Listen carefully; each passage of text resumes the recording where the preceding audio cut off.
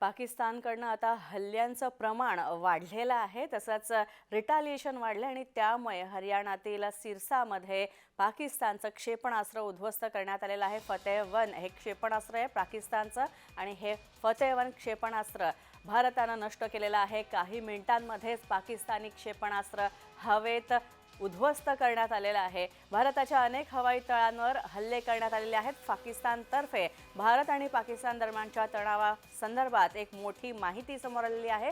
पाकिस्तानकडून दिल्लीवर क्षेपणास्त्र हल्ल्याचा प्रयत्न करण्यात आलेला आहे। भारताची राजधानी दिल्ली अत्यंत महत्त्वाचं शहर, राजकीयदृष्ट्या सुद्धा आणि अनेक महत्त्वाच्या वास्तू इमारती इथे आहेत आणि राजधानी दिल्लीला लक्ष्य केलं जातंय आणि त्यामुळे हरियाणातल्या सिरसामध्ये मात्र पाकिस्तानचं क्षेपणास्त्र पाडण्यात आलेलं आहे।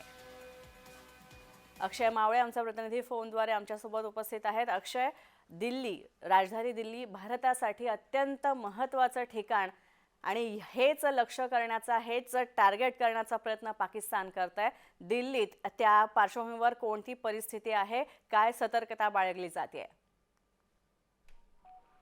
नक्कीच नाही, आपण जर बघितलं तर सतत ज्या त्या पाकिस्तानच्या कुरापती सुरू आहे। संपूर्ण जी सीमावर्ती भाग आहे, या सीमावर्ती भागामध्ये देखील सुरक्षा मोठ्या प्रमाणात तैनात करण्यात आलेली आहे। भारतीय सैनिक असेल, हे संपूर्ण जे आहे ते पाकिस्तान ज्या प्रकारे भारतावर हल्ला केला जातोय, अनेक ठिकाणी रॉकेट असेल किंवा मिसाईल सोडले जाते, याला देखील चोख प्रत्युत्तर भारतीय सैन्याकडून दिलं जात आहे। मात्र आपण जर बघितलं तर काल मध्यरात्रीच्या सुमारास जे आहे ते पाकिस्तानने फतेह-1 हे जे मिसाईल आहे ते मिसाईल भारतावर सोडलं होतं। मात्र सुरक्षा दलाकडून जे आहे ते संपूर्ण जे मिसाईल आहे हे हवेतच हाणून पाडल्याचं जे आहे ती माहिती पुढे येत आहे। मात्र हे संपूर्ण फतेह-1 हे जे मिसाईल आहे, मिसाईलबद्दल जर बघितलं तर ही संपूर्ण मिसाईल जे आहे अत्यंत धोकादायक असं मानलं जातं आणि या क्षेपणास्त्राद्वारे जे आहे ते पाकिस्तान भारताच्या पश्चिम भागात असेल किंवा संपूर्ण जो भारतातला अतिमहत्त्वाचे जे भाग आहे या भागांमध्ये जो आहे तो लक्ष्य करत असल्याचं जे आहे ते प्राथमिक माहिती पुढे आलेली आहे। मात्र या संपूर्ण मिसाईलची जी आहे तिची चाचणी केली जाणार आहे। संपूर्ण मिसाईल हे नेमकं कुठल्या भागातून नक्कीच अक्षय, जसं पाकिस्तानकडनं परवापासनं खरं तर 8 मे पासून जेव्हापासून पाकिस्ताननं मिसाईल लागायला सुरुवात केली होती, ड्रोन हल्ले करायला सुरुवात केली होती, त्याच्यानंतर राजधानी दिल्लीतल्या बऱ्याच महत्त्वाच्या ठिकाणी कुणीच थांबू नये आणि हा सगळे परिसर खरं तर इंडिया गेटचा म्हणू नका किंवा राष्ट्रपती भवनकडे जाणारा रस्ता म्हणू नका, हे सगळे परिसर खरं तर रिकामी करण्यात आले होते। मात्र आणखी आता काय परिस्थिती आहे तिथे, कारण सुरक्षा यंत्रणा नक्कीच प्रमाणाच्या बाहेर अलर्ट मोडवर गेलेले आहेत? नक्कीच आपण जर बघितलं तर परवा जे आहे ते जवळपास जम्मू काश्मीरचं जे विमानतळ असेल किंवा रेल्वे स्टेशन असेल यावर देखील हल्ला करण्याचा जो प्रयत्न आहे तो पाकिस्तानकडून करण्यात आलेला होता। मात्र सैन्य दलाने हा संपूर्ण प्रयत्न जो आहे तो उधळून लावलेला होता आणि दिल्लीला देखील रेड अलर्ट देण्यात आलेला आहे। दिल्लीचं जे इंडिया गेट आहे या ठिकाणी देखील संपूर्ण जी पर्यटक होते त्यांना तो संपूर्ण परिसर जो आहे तो रिकामा करायला सांगितलेला होता आणि दिल्लीमध्ये देखील विमानतळ असेल, रेल्वे स्थानक असेल किंवा इतर जे महत्त्वाचे ठिकाण आहे, मग लाल किल्ला असेल, या संपूर्ण परिसरात जो आहे तो आता चोख असा पहारा स्थानिक पोलीस असेल किंवा भारतीय सैन्य असेल यांच्याकडून देण्यात आलेला आहे। मात्र जी देशातली महत्त्वाची शहर आहे या ठिकाणी देखील रेड अलर्ट देण्यात आलेला आहे आणि संपूर्ण शहरांमध्ये जो आहे तो आता पोलीस बंदोबस्त वाढवण्यात आल्याची जी माहिती आहे ती माहिती पुढे आलेली आहे। नक्कीच धन्यवाद अक्षय या सगळ्या माहितीबद्दल। तर आपण पाहतोय राजधानी दिल्लीत फार अलर्ट घोषित करण्यात आलेला आहे, हाय अलर्ट घोषित करण्यात आलेला आहे, कारण आता दिल्ली कदाचित आपली राजधानी पाकिस्तानच्या हिट लिस्टवर आहे आणि त्यामुळे दिल्लीला लक्ष्य केलं जाऊ शकतं आणि त्याचमुळे आता सावधानता बाळगण्यात येते। तर भारताकडून पाकिस्तानच्या 4 एअरबेसवर हल्ले करण्यात आलेले आहेत। रावळपिंडी, शेरकाट आणि चखलाल या एअरबेसवर पाकिस्तानच्या भारतानं हल्ले केलेले आहेत। भारतानं पाकिस्तानचं लॉन्च पॅड सुद्धा या हल्ल्यामध्ये नष्ट केलेलं आहे। भारत पाकिस्तान सीमेवर दोन्ही बाजूंनी जोरदार गोळीबार सुरू आहे। आपण पाहतोय पाकिस्तानचे हल्ले वाढलेले आहेत काल रात्रीपासून आणि त्यानंतर भारत सुद्धा आता अतिशय सावधगिरी बाळगतोय। तर भारताकडून पाकिस्तानच्या 26 ठिकाणी हल्ले करण्यात आलेले आहेत। तसंच पाकिस्तानमधल्या विमानतळावर भारताकडून हल्ला करण्यात आलेला आहे। तसंच अतिशय मोठ्या प्रमाणात भारतानं आता आपल्याही हल्ल्यांचं प्रमाण वाढवलेलं आहे, कारण पाकिस्तानकडनं सुद्धा आता हल्ल्यांचं प्रमाण वाढलेलं आहे. तर अमृतसरमध्ये मिसाईलचे तुकडे सापडलेले आहेत. पाकिस्ताननं डागलेल्या मिसाईलचे अवशेष आढळलेले आहेत. पाकिस्तानकडनं डागण्यात येणारं, भारताच्या दिशेने सोडण्यात येणारं प्रत्येक मिसाईल हे भारतीय लष्कर उधळून लावतंय, त्याचा स्फोट घडवून आणतंय आणि त्यामुळे या स्फोटांमधनं जे अवशेष बाहेर पडतात मिसाईलचे, ते कोट गावात शेतात हे मिसाईलचे तुकडे सापडलेले आहेत. जम्मू काश्मीरच्या डोहामध्ये तणावपूर्ण वातावरण सध्या निर्माण झालेलं आहे, कारण लाऊडस्पीकर आणि फटाके वाजवण्यावर सुद्धा बंदी घालण्यात आलेली आहे सीमेलगतच्या भागांमध्ये. त्यामुळे तणावाचं वातावरण आहे. सतत पाकिस्तानकडनं हल्ले होत आहेत, प्रमाण सुद्धा वाढलं आहे.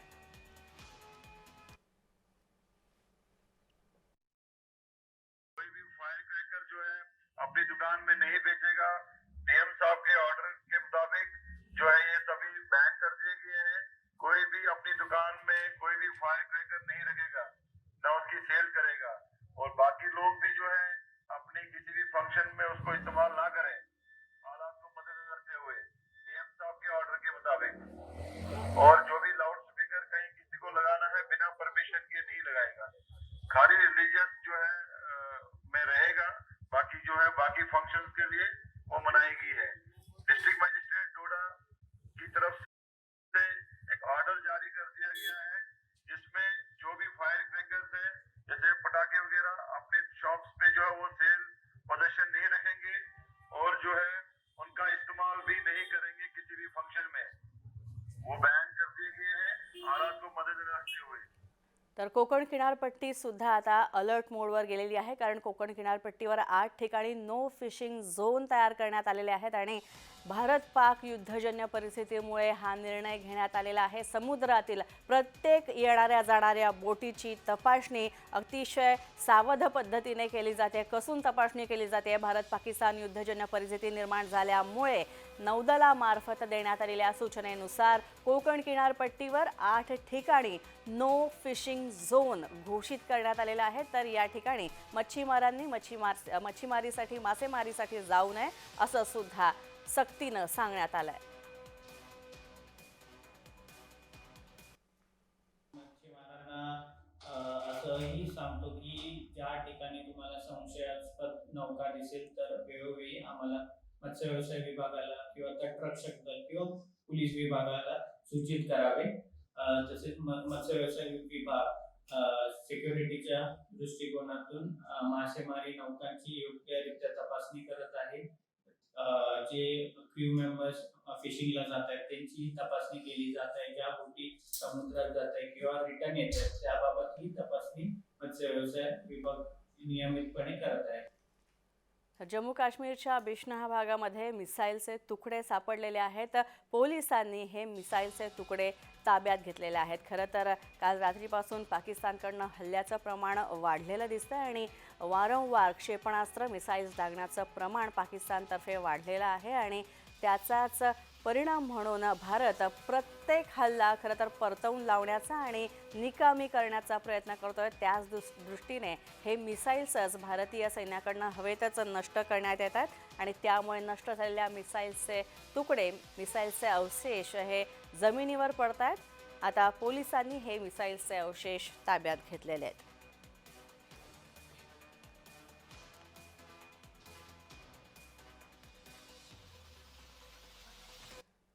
त्यानंतर अपडेट राजस्थानमधून आहे. राजस्थानच्या बारमेरमध्ये मिसाईलचे तुकडे सापडलेले आहेत. रात्री हवेत ड्रोन दिसल्याचाही स्थानिकांचा दावा आहे. आपण पाहतो युद्धजन्य परिस्थिती आहे आणि त्याच्यामुळे हल्ले प्रतिहल्ले सुरू आहेत. पाकिस्तानकडनं ड्रोनद्वारे हे काही हल्ले करण्यात येत आहेत. ड्रोन सोडण्यात येत आहेत, ड्रोन बॉम्ब, आणि त्यानंतर स्थानिकांनी हा ड्रोन बॉम्ब पाहिल्याचं राजस्थानच्या नागरिकांनी सांगितलेलं आहे आणि त्यामुळे आता इथे सुद्धा कमालीची सावधानता बाळगण्यात येते. पण पाहतोय राजस्थान खरं तर हे राज्य सुद्धा अतिशय सीमेच्या जवळ आहे आणि त्याच्यामुळे राजस्थानवर हल्ले करणे सुद्धा पाकिस्तानी सैन्याला फारसं काही कठीण नाही आणि त्यामुळे याच दृष्टीने राजस्थानला सुद्धा टार्गेट केलं जात आहे.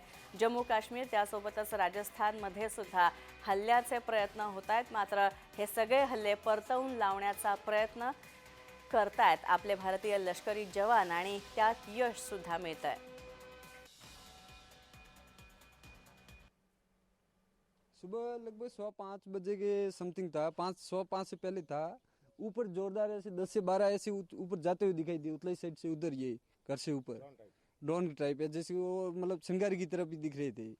फिर थोड़ी देर बाद ऐसे आवाज आया कि रोड पर जैसे कुछ गिरा है. फिर हम जैसे नीचे आए तो हमें ये जो एक ये वाला मिला है, रोड पर मिला था. ये तो हाइट तो ज्यादा थी इसलिए नीचे रोड का आवाज आया था, नहीं तो आवाज नहीं आता. जैसे कोई पत्थर गिरता है ना ऊपर से, उस प्रकार आवाज आया नीचे, नहीं तो आवाज नहीं आता. सुबह 5 बजे शांत एरिया था, तो फिर ये हमें ये आवाज आया तो हम तुरंत इसके पीछे आए. तर जम्मू काश्मीरमध्ये पाकिस्ताननं करण्यात आलेल्या हल्ल्यांचं प्रमाण वाढल्यानंतर आता जम्मू काश्मीरमध्ये स्थानिकांचं मोठ्या प्रमाणावर नुकसान झालेलं आहे. घरांचं इथे मोठं नुकसान करण्यात आलेलं आहे आणि त्यामुळे हल्ल्यांमुळे अनेक भागांमध्ये खड्डे पडलेले आहेत. उरी सेक्टरमध्ये सुद्धा स्थानिकांची घरं अक्षरशः या हल्ल्यांमुळे उद्ध्वस्त झालेली आहेत.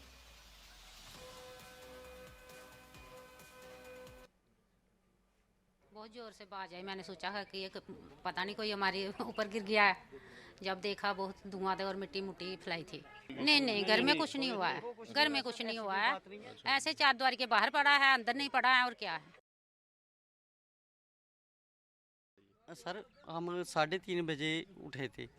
3:30 बजे उठे तो देखा हमने नीचे से इधर से कोई बम आया, बहुत बड़ा बम आया. जब उठा तो मैंने, मेरे कपड़े भी भर गए, सब कुछ भर गया. मैं आगे बीमार बंदा हूँ, देखा तो कुछ नहीं सर. देखा तो मैं हम पूरे मोहल्ले में जगाया इनको, सभी को फ़ोन फान किया तो ये उठ के बेचारे आ गए सामने सर. ऐसा धुआं था, लेकिन अभी भी बीच में घुसा है, पता नहीं क्या अंदर है कि नहीं है सर. आप खुद दिखा दो पर क्या चक्कर क्या नहीं. तर पाकिस्तानकडून राजौरी सेक्टरमध्ये सुद्धा घरांवर तोफांचे हल्ले करण्यात आलेले आहेत. हल्ल्यात ADS राजकुमार थापा यांचा मृत्यू झालेला आहे. थापा यांचे 2 कर्मचारी सुद्धा गंभीररित्या जखमी झालेले आहेत. पाकिस्तानकडून झालेल्या गोळीबारामध्ये राजौरीमध्ये ADS ठार झालेले आहेत. राजौरीमध्ये 9 मेला सीमेपलीकडून सुरू असलेल्या युद्धादरम्यान शनिवारी राजौरीमध्ये अतिरिक्त जिल्हा विकास आयुक्त यांच्या निवासस्थानी एक शेल आढळलं आणि त्यामुळे त्यांचा यात मृत्यू झालेला आहे, असं अधिकृत सूत्रांनी सांगितलं.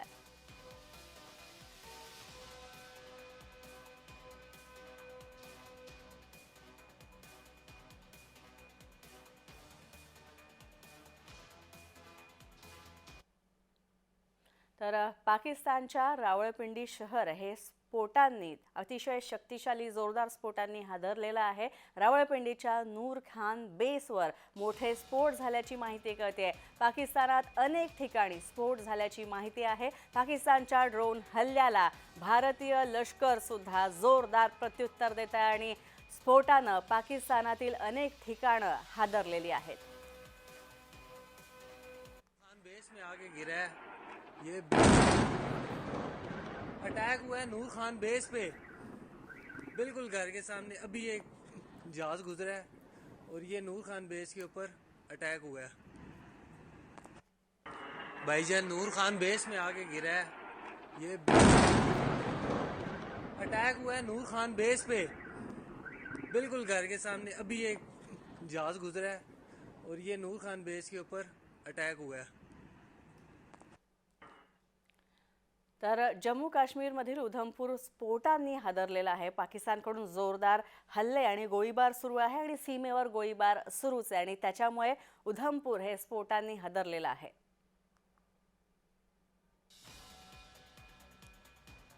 तर पाहतोय आपण जम्मू काश्मीरमधील उधमपूर हे स्फोटांनी हादरलेलं आहे. श्रीनगरमध्ये सुद्धा पहाटे ड्रोन हल्ले करण्यात आलेले आहेत. जम्मूमध्ये सुद्धा पहाटे ड्रोन हल्ले झालेले आहेत.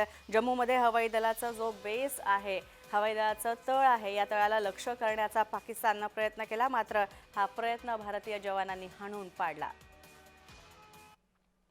तर सीमेलगत भागांमध्ये घरांचं मोठं नुकसान झालेलं आहे आणि जम्मूच्या बक्षीनगरमध्ये घर अक्षरशः या हल्ल्यामुळे कोसळलेलं आहे. पाकिस्तानच्या हल्ल्यामुळे घरांची पडझड झालेली आहे. मोठ्या प्रमाणावर स्थानिकांच्या घरांचं नुकसान झालेलं आहे. पाकिस्तानकडून आता नागरी वस्त्यांना टार्गेट केलं जात आहे.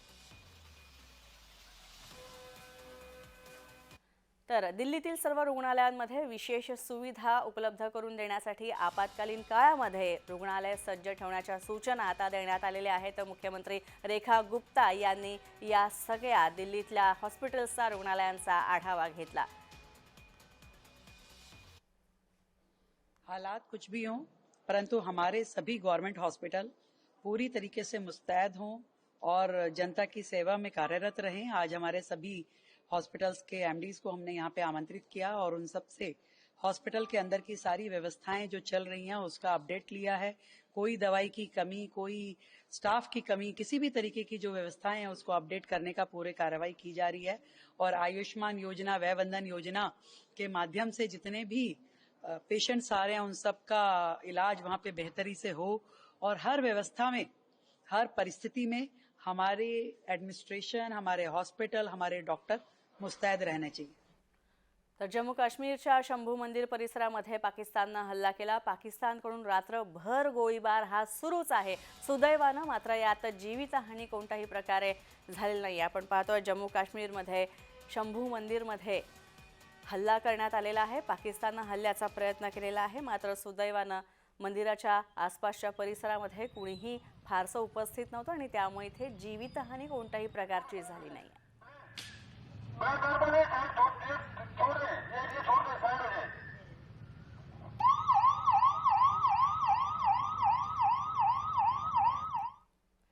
तर जम्मू काश्मीरमध्ये परिस्थिती अत्यंत तणावाची आहे. पूंछ, राजौरी आणि उरी तसंच कुपवाडामध्ये सुद्धा जोरदार हल्ले पाकिस्तानतर्फे केले जात आहेत आणि श्रीनगरमध्ये सुद्धा स्फोटांचे मोठमोठे आवाज येत आहेत. क्षणोक्षणी स्फोट होत आहेत इथे आणि पूंछ, राजौरी आणि उरी कुपवाडा या जिल्ह्यांमध्ये जोरदार हल्ले केले जात आहेत. श्रीनगरमध्ये सुद्धा स्फोटांचे आवाज ऐकू आलेले आहेत. लाइटां बंद करन, हुण जिहड़ियां गड्डियां रात नूं लंघदियां उन्हें लाइटां जगदियां हुंदियां. सीसी कैमरे लगे होए आ, कैमरे भी चली जान ते हुण असीं जाके सामने सक जूलर वाली दुकान पहलों बंद करवाई है. उन्होंने मैसेज किया, वो आन के दुकान बंद करके सानूं दस्सिया जी दुकान बंद कर दी है. पंजाब का माहौल इदां दा हैगा, इन्हां नूं अपने लोकां नूं भी चाहिदा है अपने जान माल की राखी तो पहलों जिद्दां तुहानूं 9 बजे क्या 9 बजे दुकानां बंद करके कोई वाहन ना चले, कोई मोटरसाइकिल, कोई गड्डी ना चले. आता पुढची बातमी भारताची चिंता काहीशी वाढवणारी आहे, कारण पाकिस्तानला 8,500 कोटी रुपयांचं कर्ज हे मंजूर झालेलं आहे. आंतरराष्ट्रीय नाणेनिधीकडून हे कर्ज पाकिस्तानला मंजूर करण्यात आलेलं आहे. भारत पाकिस्तान विरोधात आता निधीचा हा गैरवापर करू शकतो. तसंच भारतातर्फे हे जे युद्ध छेडण्यात आलेलं आहे, खरं तर आधी दहशतवादी हल्ला केला, नंतर भारतानं संरक्षणात्मक कारवाई जेव्हा केली त्यानंतर पाकिस्ताननं युद्धाचं बिगुल वाजवलं आणि त्यानंतर भारताविरोधात आता कदाचित या आंतरराष्ट्रीय नाणेनिधीकडून देण्यात आलेल्या पैशांचा, या कर्जाचा गैरवापर पाकिस्तानकडून केला जाण्याची शक्यता आहे. दहशतवादी कारवायांसाठी या निधीचा वापर होण्याची शक्यता नाकारता येत नाही. तर परराष्ट्र मंत्रालय आणि लष्कराची संयुक्त पत्रकार परिषद आयोजित करण्यात आलेली आहे. पाकिस्तानच्या हल्ल्यासंदर्भात माहिती या पत्रकार परिषदेत देण्यात येणार आहे. रात्रभर सुरू असलेल्या हल्ल्यांच्या संदर्भात यात माहिती देण्यात येणार आहे. पण पाहतोय लवकरच लष्कराची पत्रकार परिषद होते. परराष्ट्र मंत्रालय आणि लष्कराची ही संयुक्त पत्रकार परिषद होणार आहे.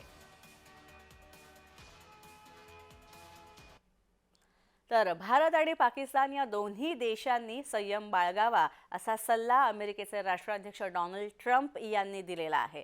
खरं तर भारत आणि पाकिस्तानमधली युद्धाची परिस्थिती आता आणखी बिकट होत चाललेली आहे. हल्ले प्रतिहल्ले वाढत आहेत.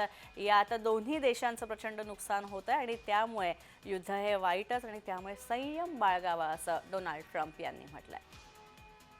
No, it's a shame. We just heard about it just as we were walking in the doors of the Oval. Just heard about it. I guess people knew something was going to happen based on a little bit of the past. They've been fighting for a long time. They've been fighting for many, many decades and centuries, actually, if you really think about it. No, I just hope it ends very quickly. तर शिखांच्या धर्मस्थळावर पाकिस्ताननी हल्ला केलेला आहे. ननकाना साहिब गुरुद्वारावर पाकिस्ताननं हा हल्ला केलेला आहे. गुरुद्वारावर हल्ल्यासाठी पाकिस्ताननं ड्रोन सोडलेत. पण पाहतोय आता धार्मिक स्थळांना सुद्धा पाकिस्तान टार्गेट करण्याचा प्रयत्न करतोय. पंजाबमध्ये हल्ले करण्याचा प्रयत्न करतोय.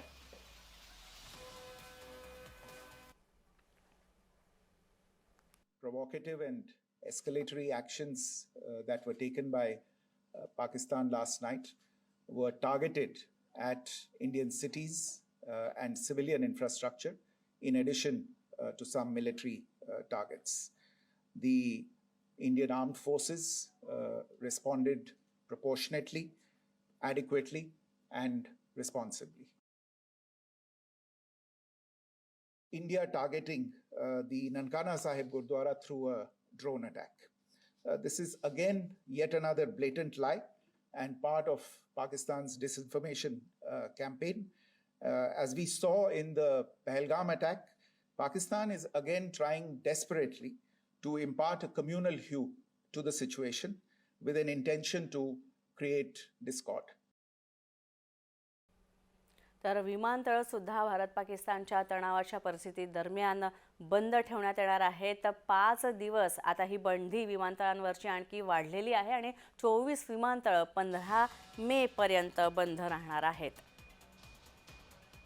पण पाहतोय हवाई हल्ल्यांचे प्रयत्न सुद्धा मोठ्या प्रमाणावर केले जातात आणि त्याच्यामुळे हवाई मार्गे कोणतीही हानी होऊ नये, हवाई हल्ले जे होऊ शकतात त्याची शक्यता पाहता विमानतळं सुद्धा आता बंद ठेवण्यात आलेली आहेत. तर देशभरातली सगळी महत्त्वाची 24 विमानतळं ही 15 मे पर्यंत बंद राहणार आहेत. आपण पाहतोय युद्धजन्य परिस्थिती आता आणखीनच बिकट होत चाललेली आहे आणि त्यामुळे पाकिस्तानकडनं सुद्धा प्रतिहल्ल्यांचं प्रमाण वाढत आहे. दोन्ही देशांमध्ये तणावाची परिस्थिती आहे आणि त्यामुळेच आता विमान सेवा सुद्धा सगळ्याच महत्त्वाच्या एअरपोर्ट्सवरच्या बंद ठेवण्यात आल्या आहेत.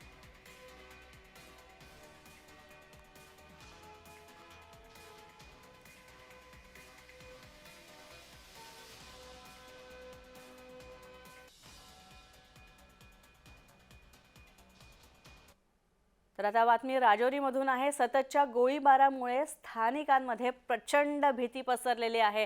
अनेक घरांचं पाकिस्तानने केलेल्या हल्ल्यांमध्ये ड्रोनमध्ये यात नुकसान झालेलं आहे. ड्रोन हल्ल्यांमध्ये सुद्धा आणि काही जण यात जखमी झालेले आहेत. राजौरीतील रहिवाशांचं सुरक्षित स्थळावर स्थलांतर करण्यात येत आहे. आपण पाहतोय तो इधर फाइटिंग चल रहा है तो इसलिए कोलकाता हम लोग जा रहे हैं कोलकाता. तो इधर गोली चल रहा है बहुत सुबह से. तो देखा है कहाँ पे चल रहा है? यही रजौरी पे. तो काम करते थे रजौरी पे. तो इधर बहुत खतरा है. फिलहाल घर जा रहे हैं हम लोग. मतलब सेफ जगहों पे जा रहे हैं? हाँ, सेफ जगह पे जा रहे हैं. तो फिर बाद में सोचेंगे आने के लिए. तो परिवार से कौन कौन यहाँ पर आया था? कोई नहीं, मैं अकेला आया था तो इधर काम करने के लिए. तो क्या ज्यादा आज गोलाबारी हुई है रजौरी में? हाँ हुआ, तो रात को भी हुआ, दिन को भी हुआ. सुबह देख रहा था हम लोग खड़ा होकर बाहर सब ने. तो फिर गाड़ी साड़ी बंद कर दिया ना सब ने. तो इसलिए घर जा रहे हैं हम लोग क्योंकि इधर बहुत खतरा है ना. इधर का लोग ही भाग रहे हैं.